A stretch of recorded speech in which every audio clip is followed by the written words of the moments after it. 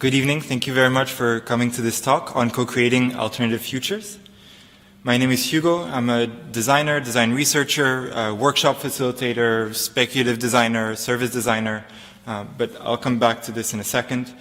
What I'd like to cover today are four big kind of buckets of information. One, how I use co-creation and workshops in my practice of design, how that's led me to explore the future of cities, and how I use video games in that practice, and then just a quick note on cardboard right at the end. So as promised, we're coming back to this definition. So just for a little more context, I'm a designer trained as an industrial designer. When I say workshop facilitation, I'm looking at anything that's collaborative. So you might have heard of hackathons, design sprints, anything where you're getting a group of people to design together. Speculative design, you'll have a few more examples in the future, but think of science fiction meets design, so imagining futures, alternate futures, through the tools of design. And service design, that's anything from app design to services for the government, and I'll make sure to give you some examples of that in a second. But basically, when I'm saying that I'm a workshop facilitator, I don't know how many of you are familiar with the design process, but broadly speaking, it's this idea of addressing problems by framing the problem, then doing some research to understand the problem, then try to address this challenge by ideating, prototyping solutions, and testing and refining those solutions until you have something that works, right? And when I say I'm a workshop facilitator, it means that all along this process, I want to put workshops there. I want to make sure that a bunch of people can come together and do this together and learn from each other. So I have two examples for you.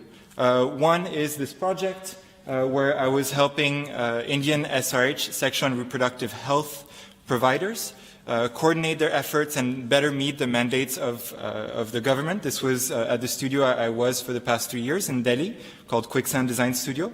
And so we use these formats to understand what different touch points existed in the community for adolescents to have access to this information and what was working, what wasn't. And so the workshops were crucial to make sure that you had the different providers from people providing helpline access to in-person counseling to come together and make sure that their services were complementary and accessible to the adolescents, both in the language and physically, right? And another extreme of these kinds of workshop is more in the creative space, especially creative coding. I really enjoy kind of hosting hackathons and these kinds of events. And so the one you're seeing right now is a 5-day workshop I hosted in Mumbai during IMIS Design Festival, where we brought illustrators and visual artists together with creative coders to discover what AR might bring to their work and to their practice. So you see that there's a fairly broad range in how I use workshops in my practice, but I'd like to speak to you about some of the more recent experiments that I've been involved in. But before we move on, the one thing that brings these different formats together, there are the three aspects that I really like. And when I talk about co-creation in the title of this workshop, that's really what I'm talking about. Being able to use co-creative formats, collaborative creation, allows you to break down the challenge into more manageable parts, right? So you take a big challenge, but everyone takes their own bite out of it, and it makes it more manageable. In doing this, in addressing these bigger challenges together, you create a certain intimacy with each other. You have inside jokes. You have, it just becomes a shared imaginary that you can all relate to and engage with, and that's really powerful. And the last bit is that you see what drives you and drives others, right? So it's totally normal, it's totally okay to see that one person is more into the research, the other one into the innovation, and the other one into the storytelling, right? And that's what you learn about these formats. But a lot of times, and I've shown you two of my kind of favorite examples in what I do, but a lot of times these sessions are in a fairly constrained corporate setting, and so you have very short durations, maybe an afternoon. It's a packaged experience that can feel disposable for those engaging in it, and so I feel like you lose some of that intimacy, and especially because a lot of the focus by the participants is on performance, on impressing each other. And so I've often felt, I've been doing this for a good 7 years now, and I've often felt a little frustrated by this. So I took a step back and I started wondering, how can I use these problem-solving methods to address problems that I engage with in a longer time frame, right? That I will be engaging with for my whole life. beyond this sort of one afternoon. And this got me to think more as a citizen rather than a consultant. And that's one big shift that I've been kind of grappling with, and this is fairly recent. I think a lot of us have had these sort of changes of heart or updates to our own kind of internal software since the pandemic. But so this is one such kind of example. And so in looking at my immediate environment, I looked at the city. This is a McKinsey report from 2018 that calls the city this kind of turbulent environment and calls out these different stresses from resource stresses, having food resilience and food deserts, access to energy, to water, but also the way different cities around the world are affected by the weather, right? And so with that in mind, I tried to think, how could I create my own kind of workshop that was accessible in this remote context of the COVID, that could help us go from this sort of turbulent city, everything's uncertain, everything's overwhelming, to seeking some degree of autonomy that can give you a peace of mind while you're navigating this world. And I am saying you, but I was very much involved in this sort of problem solving.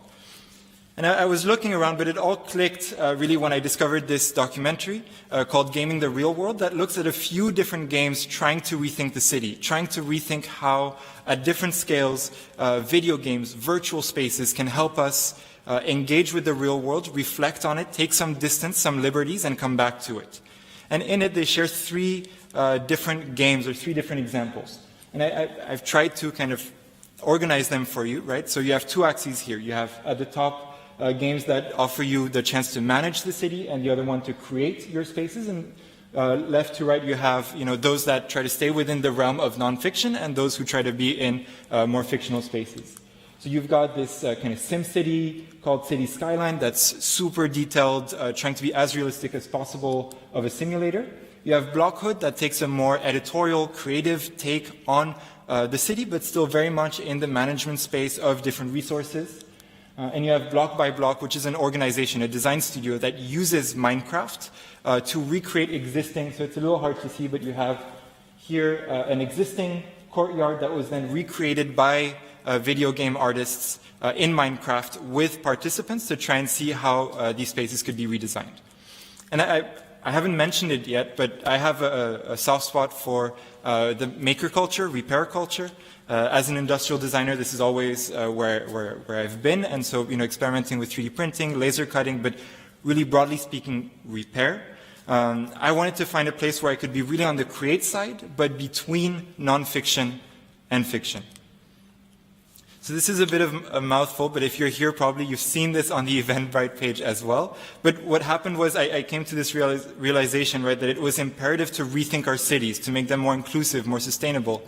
And so I wanted to see if I could take some inspiration from this documentary I just mentioned and adapt a new format, adapt my methods to showcase, and that's really what I wanted to focus on, showcase makers, inventors, creators who were doing their own little experiments in their corner and use video games to kind of broadcast this, to show, if they had their way, what would the city look like?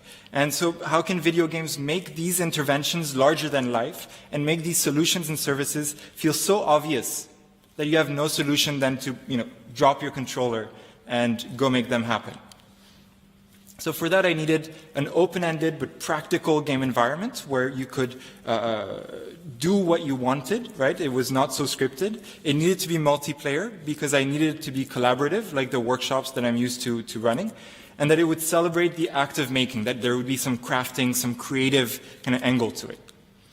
You might think that Minecraft is a good place to look, and that's the first place I looked. When I was working on this with my colleague at the time, Minecraft, one, wasn't free, but also was a little intimidating. It's hard to think about how much time do I need to build in the space, what do I do, it's only cubes. And so we turned to another game that is actually free, and that you must have, I'm guessing, heard of, which is called Fortnite. Fortnite is what you might call a battle royale game, so it's meant to be competitive, only one person survives, but it just so happens that on the back end of it, you have what they call the creative mode, and this is a completely non-competitive. I've never played the competitive mode. I cannot play video games competitively, But the creative mode allows you to shape things, build things, and that's where I started translating my experiments with workshops. And just to give you some context, I found here a video of one of the kind of world leaders in. So Fortnite is this building environment, and what I tried to do was design a format, a workshop, where I could invite friends and other people I knew from work to come in, even if they had no experience in video games, and create our own community that could address this turbulence we saw at the beginning. So our hope was to create our own little community over a weekend where we could gain some autonomy and use that experience to reflect on our own kind of living habits and lifestyles. So the idea was we would meet on a Saturday evening for 2 hours, first in Google Slides, just using kind of these different tools to organize our community and reflect on what our community would need. And that Saturday would end with a bit of a tutorial on how to use Fortnite. And the following day on Sunday, we'd get together just in Fortnite and try to build that out. So what does that look like?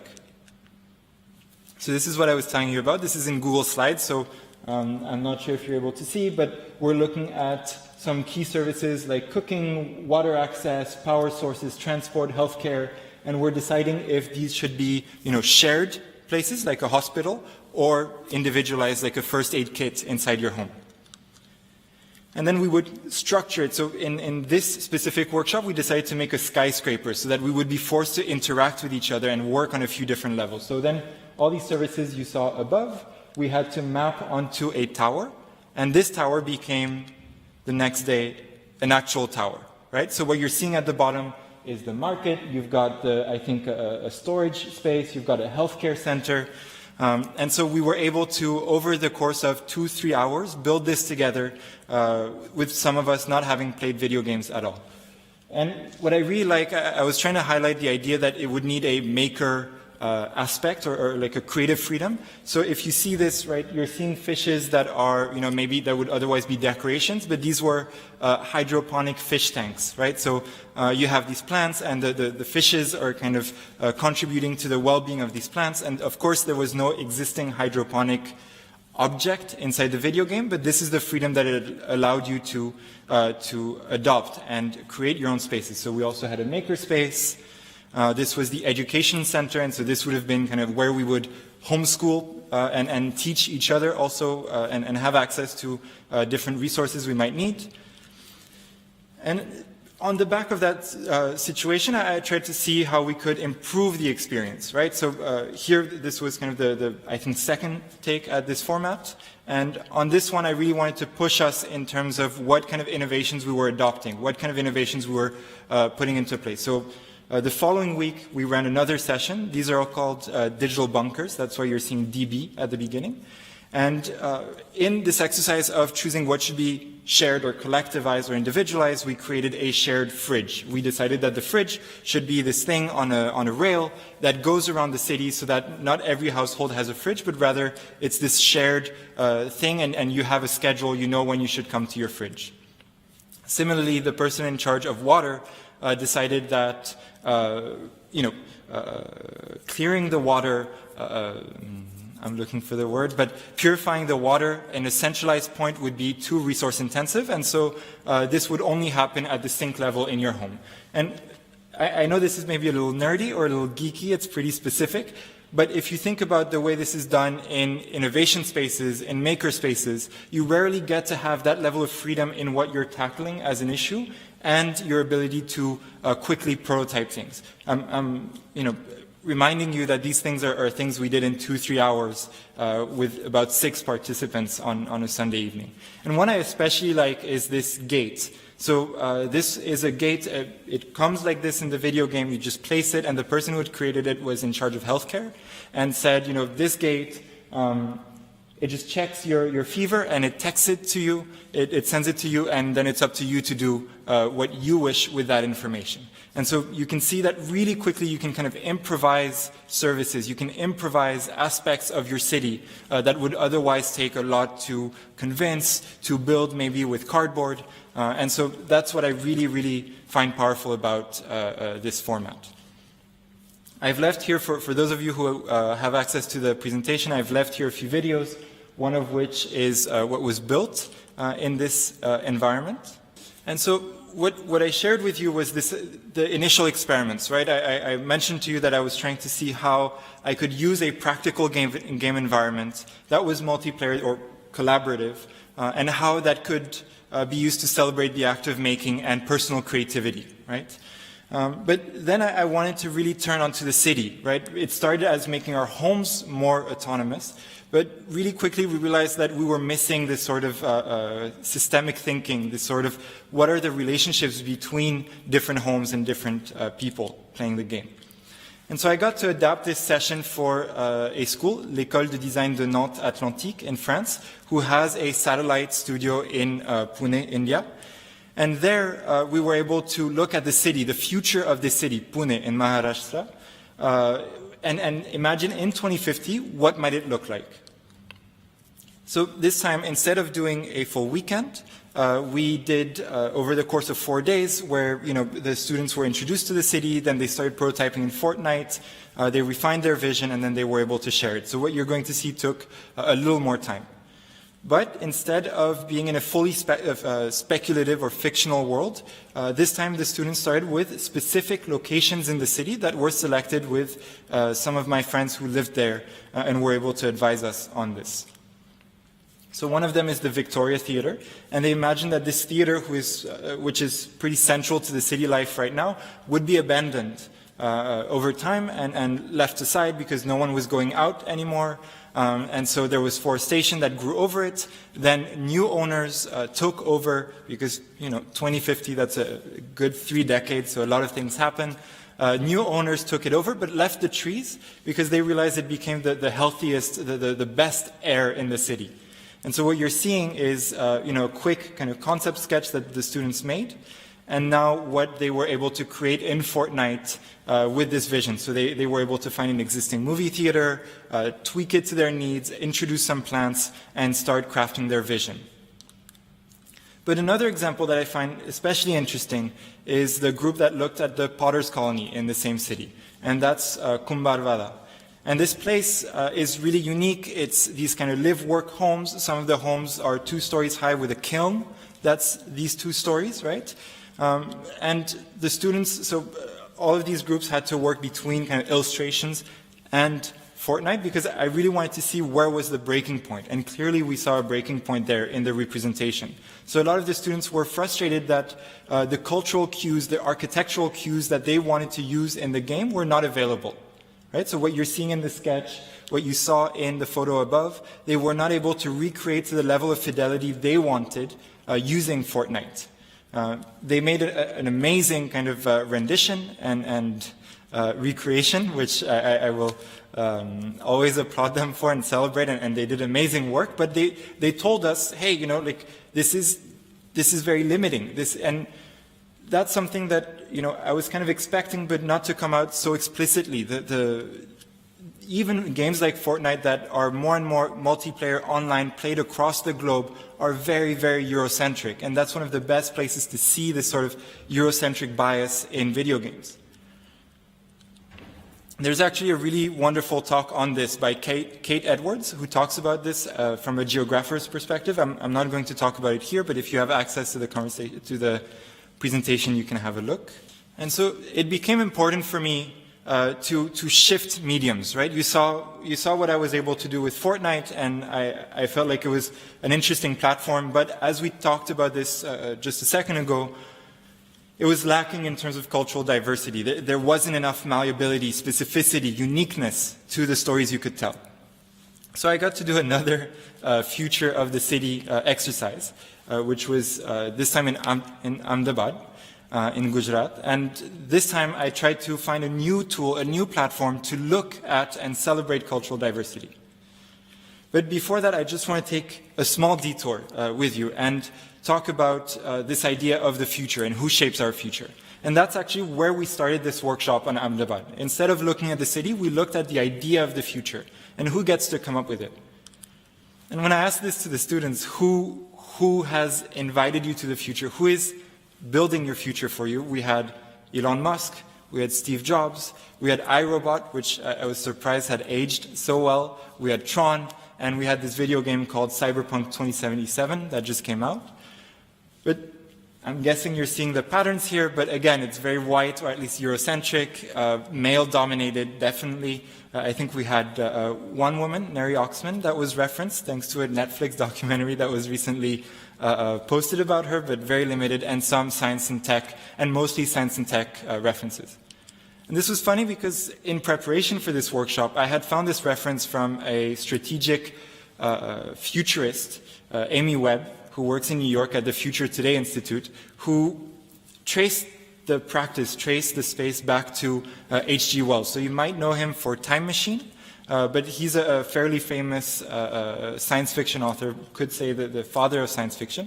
And all these kind of biases, or at least foundations, were laid in many ways by him, right? And actually it's really interesting because he wasn't just a science fiction writer, he was a journalist, and he has a whole series which I've linked here called Anticipations, where he is kind of imagining the future of the cities and the future of infrastructure and the future of the world that we live of his world that we live in today now. But this whole process of, favoring or not questioning, rather, this idea of Eurocentricity leads to this process called defuturing, or at least that's what Tony Fry calls it. And this idea of defuturing is saying, it's obvious that all our futures should look the same. All our futures are bound to be high-tech. All our futures are bound to be, really cool privatized services that update all the time, which is pretty close to what Cyberpunk 2077 is offering. But what he's saying is that we're basically reducing our options, we're reducing the possibilities, we're reducing the chance to live out futures with an S. And that's something that I find really important, and that's really unique, or at least that I really enjoy about being able to practice speculative design. It's this idea of trying to find a counterbalance, and this is why this talk is called Alternative Futures. It's not that I have the alternative future to offer you, but it's just this practice, this exercise of trying to find other possible futures and unpacking the ones that were being offered and trying to pick up on their biases and what kind of workshops might help you do this. So if we come back to the Ahmedabad 2050, and I'm almost done, there are four things I asked my students to do, right? I did not want them to predict the future. It's nearly impossible and definitely not in 5 days. But I wanted them to think critically about the futures they were presented with. I wanted them to try and connect dots that they would never be able to connect before, so surprise themselves. And I wanted them to end up with more questions than answers. I don't know if you remember when I talked about performance at the beginning of this workshop, but this is really key, right? That you don't have to be right. You don't have to have an answer at the end of these workshops. The idea, if anything, is to reflect on your present. And at the end of the day, rethink your role as designers, because they were designers, but also as citizens in this ecosystem. And so what we did was, instead of using Fortnite, which is this sort of 3D immersive world, I created a bit of a hack for Miro. Miro is a visual pinboard online that is collaborative. And so what we did was I had them run through a few exercises, just like you had seen earlier in Google Slides. And they had to, looking at specific neighborhoods, like the Pune exercise, they had to imagine the story of one citizen in that future. So some of them decided to tell the story of an atheist priest who wanted to clean garbage and make robots from e-waste garbage to clean the streets. Another one wanted to tell the story of a young nutritionist who was trying to use innovation to address some of the food shortages in the city. As you can see, we still have plenty of tech present, and it's a slow process to unpack these trends, but I like to think that we were able to start kind of picking apart what the future might hold in their eyes.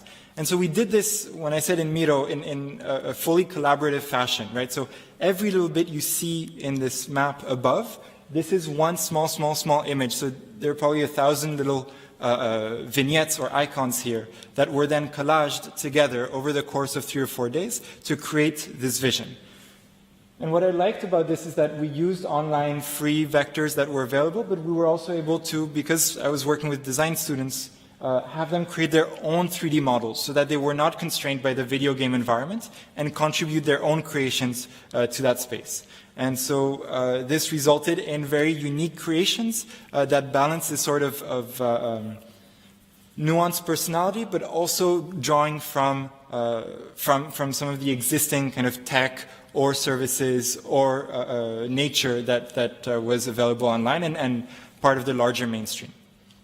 What you end up with is this sort of really diverse and lush vision of the city with these 6 different locations that were reimagined together. And what I really love about these is, I'm not tied to video games. I'm not tied to digital platforms. I can't wait to be able to do workshops in person again. They're really rewarding and much more often than doing these things digitally. But when I'm looking for platforms, for digital tools or for collaborative tools, I'm looking for 3 things. I want to find something that's accessible, easy to adopt and to pick up. I want it to be easy to iterate on. I want people to be able to refine their ideas, and I want it to be immersive.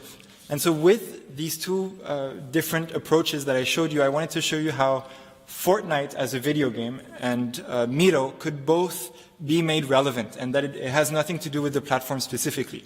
So Fortnite is much more immersive, but a little less accessible, with plenty of iteration possible.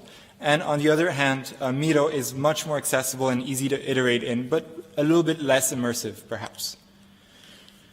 I've left a few references for you if you're interested in video games and rethinking the city. There are a lot of really valuable games being developed year after year after year, and these are great. I mean, they take a lot of work, and they're kind of behemoths in their own right. But what I like about the approaches that I'm presenting you with is their relationship to other prototyping mediums that I use in my usual in-person practice. And there's one author that I really like, Sarah Hendren, who just published the book, What Can a Body Do?, that describes cardboard the way I feel about these platforms. And she says cardboard has the virtue of being provisional, and it retains its experimental spirit even when it offers sturdy strength. Right? And so these digital platforms, they're temporary, they're prototypes, they're ways to improvise and play with each other and have this kind of fun sandbox environment, but they're so realistic and visually accurate that they have a sturdiness in the way they help you build your imaginaries. And I think that's what's so powerful about these platforms. So what next? For me, I have a few projects going on, and I would love for you to reach out to me and help me with those, or perhaps we can create our own project together. But there are a few I wanted to share with you. In January, on January 16th, I'm giving an online course. It's a 3-hour format that uses this Miro approach to co-create a fictional city with future-based. I'm working with a French designer named Macan Fofana, that goes under the studio name L'Hypercube, that's designing the suburbs, la banlieue du Turfu, du futur. So imagining what the banlieue might look like, the French suburbs outside of Paris, using Fortnite. And I'm working also with Plugin City, which you might know, it's in Stripe S, playing with Fortnite and seeing how we could use it to iterate on their concept, on their vision of this kind of container modular city.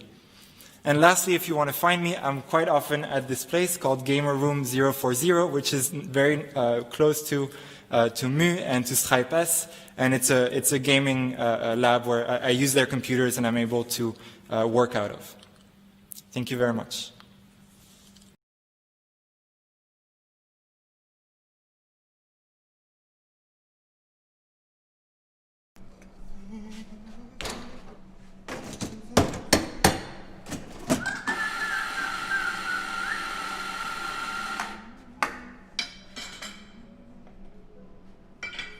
Hey, you're still here. So you like the video. If you want, subscribe and click the bell.